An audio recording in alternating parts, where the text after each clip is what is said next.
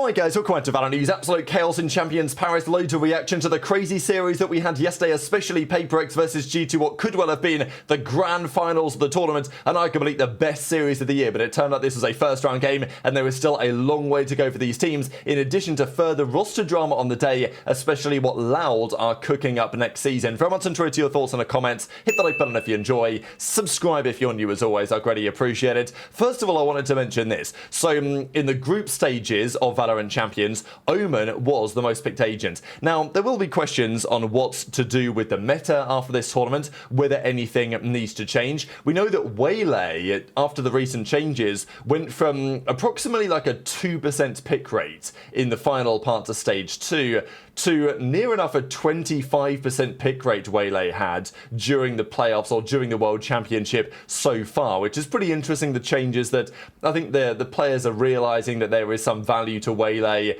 and the abilities that they have. But Omen, still by a margin, the most picked agent in the game right now. And look, I like Omen. I don't have a problem with there being kind of a staple controller agent. I don't think it's a problem having too much of a staple agent in the competitive pools, so at least people recognize pretty much every single map what is going on from the Smokes perspective. But yeah, that's just a quick update for you guys. And also the big series. Let's just get into it, I suppose, because Alex was losing his mind, as were many others, during what was a sensational series in PaperX and G2. This game, as I say, could easily have been the grand finals of the tournament. If this went 5 maps, who knows what would have happened. There are a couple of moments here where PaperX were winning rounds that in hindsight they probably will feel like, well, I don't know, they'll probably feel like they should have won them. But G2 will definitely look back at this series and think, you know what, I mean, this was pretty wild. We are absolutely capable of beating these guys if things went a different way. But of course, now they're down in the losers bracket, it is a very different story to actually bring it all the way back. So PaperX take the win, but I did want to dive into a couple of the stats here, right? Because the first blood stats, maybe just in the entire series, are actually kind of remarkable. So if you look at this, Leaf was 17-5 in first bloods. Jonah P was 11-8, Jorgamo 13-7. So you add these numbers up, and what is that? 14 more first bloods for G2 than for PaperX. Now, 14 differential there is incredibly substantial. The amount of rounds that PaperX won, 3v5, 3v4, 4v5, whatever, you know, probably, I mean, very impressive that they won them, but I think G2 will feel pretty gutted that they couldn't capitalize on some of those moments. But something with just a mega series, especially down the line. They won the Lotus 13-11. G2 bounced back on their map pick 15-13 in the end after a crazy overtime.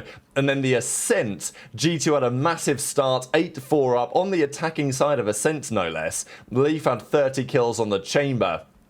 But then PaperX brought it back on the second side, and they eventually take the win. So, absolute mega series. G2 will still feel confident they can make a run through losers, but of course they're not going to be happy about the way that things have turned out. As something says, always tough to play against them. Crazy series. Jing says, one of the most exciting games I've ever played in my life. And well played to G2. We play against Fnatic or DRX in a couple of days, and we'll see what happened there in a second.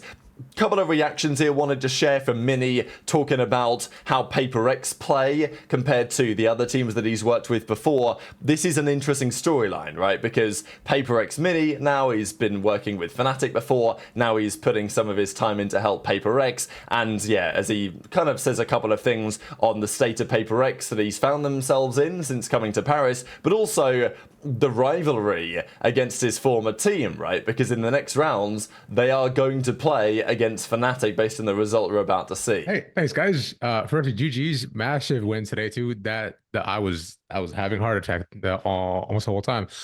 Wanted to throw this over to Coach Mini. No, Coach, it's been a while. Look, what's it like being back in the booth besides somebody almost unfamiliar but yet so close, wearing a different jersey, spitting on EMEA? What's it like, man?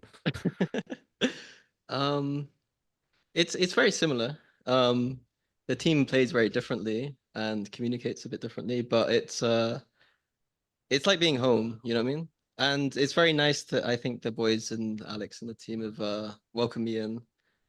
So it does feel very natural, despite it feeling at times very unnatural at the same time. So yeah, I'm enjoying myself, and I'm honored to be ask to help them, you know. Of course. Have you been keeping Alex's anger in check, or has he been slamming the desk in front of you too? Third map, he was starting to feel like I had a few. after the first map, Tommy, our manager, said that Alex was like a different person after the first map. He was like, "You're not the same person. Like, what's going on?" So I think maybe my presence, he's like holding back a little bit, but hopefully we'll get to him soon. My goal is mini mods before me. I need to see both you get angry, bro. At one point, that'd be really funny. But yeah, that was it. Awesome, guys. Thanks. GG's great win. Thank you. Assistant coach Mini. A matchup against Fnatic might be inevitable. The game is still going, so we don't know. But what can you tell us about this potential matchup? How does this feel to you, and overall their performance this tournament? A Fnatic's performance? Yeah. I think that they've been doing very well. I had a lot of question marks surrounding their performance in the group stage or playoffs at EMEA. Obviously, I've been doing broadcast work there, so I had to watch them quite a lot. But they seem to be revitalized for sure. Like they've had a bit of a break, and they're a lot better than they were back then. Their map pool looks a little bit better. And when they've got players like they do, they're always going to be like a pretty tough threat. Personally, like I don't love playing against like people I know as much. But it will be fun for sure. Like if I have to play against Boaster. I know he'll probably be feeling the pressure a bit more to win than I do, because obviously he's playing. So it's a bit relaxed for me personally. But yeah, if we play them, I hope it'll just be a good game. Yeah, for sure. Me too. Thank you so much. Thank you. So pretty happy with my predictions yesterday. I had Paper X in a 2-1, I had Fnatic in a 2-1. That's how it worked out, but it would not have worked out that way at all if Fnatic didn't make a truly remarkable comeback against DRX on the first map of the series. They were down 10-2 on the Haven, and then they brought it all the way back and won it 13-11. So yeah, this was not a pretty one for DRX. What was most impressive about this in many respects is the fact that after bottling the Haven that badly, I mean, Kayak had a big second half, of course, on the attack where they eventually turned it around. Alpha did, as we know as well. But it was 13-11 on the DRX map pick, and they lost it with a complete collapse. And nonetheless, they still bounced back and won the Haven 13-8. So this was actually very impressive, I would say, for DRX's mental state, that they were able to do that. As I say, Waylay getting picked a little bit more than we have previously seen. And then the Lotus, we know that Fnatic, you know, they do like Lotus, they do like playing it. So as a decider, they were probably going to see themselves as the favourites, and they did eventually get the win. So Fnatic advanced in the tournament, DRX down to the losers bracket, and well, we had some pretty funny clips as a result. This is even, of course, during the first series when G2 were playing up against Paper X and Bok. So yeah, unfortunately, Bok was going through it this series at the hands of their coach, and then we had a couple on the other side as well. It was pretty funny, but that means we'll see the bracket in a second. DRX down into the losers to play G2. Loser goes home top 8. That's kind of crazy. And then on the upper side, Paper X versus Fnatic. There will be a favourite there in Paper X, of course, as the #1 seed. Many considered them for the tournament.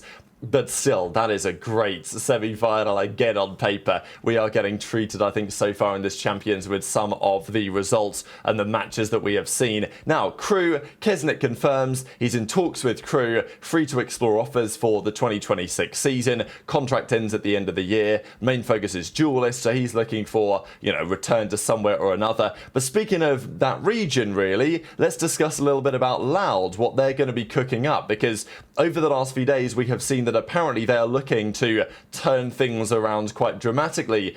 It looked like they were going to keep Luxo, they were going to keep Pancada, they were going to keep Cowanzan, maybe they were going to keep Verti as well. But now they're thinking about going an entirely new direction. So, look, these are just some of the players that might be getting considered. But apparently, Caillou Okonos, interestingly enough, Victor EU, Alim, maybe even Chet as the coach. Loud might go a completely different route for 2026. There's another couple of players, so Romanilli and WKN, who's the coach for Ixolos Laser, who didn't quite make it to Ascension this year, which was surprising, and WKN, the coach of Qubit Academy, who also didn't make it. So a couple of coaches they're talking to. Maybe Chet could get involved as well. There's also another couple of names that are getting thrown around as well. So, you know, Loud, it seems, are all over the place in terms of what they're trying to do. As Rocket Bullet says, is that all gamers? So we don't know about Verti, we don't know about Cowanzan, Pancada, Luxo, whatever, right? Like, everything's a massive question. Loads of guys, including plenty of Brazilian players, potentially trialing, and then there's another load of players as well that could also be in the conversation. So yeah, these are the number of players right now that are getting linked to Loud, and it is plenty. So what are they going to do with their roster? I do not have the answers for you, but what we do know is what the playoffs looks like so far. Fnatic against PaperX in the upper semi-finals, Heretics MIBR, NRG Giant X, those are the games of today. So look, I've got Heretics beating MIBR. I know the last pass at the World Championship is a different beast, but I think that, again, we could have another couple of 2-1s on our hands here. NRG, Giant X. I've got NRG getting the dub against Giant X, and I think that I've got Heretics taking it over MIBR. And then, of course, that means that tomorrow we'll have the 2 losers games. DRX G2. Crazy game because we know that DRX have this love affair with getting top 6.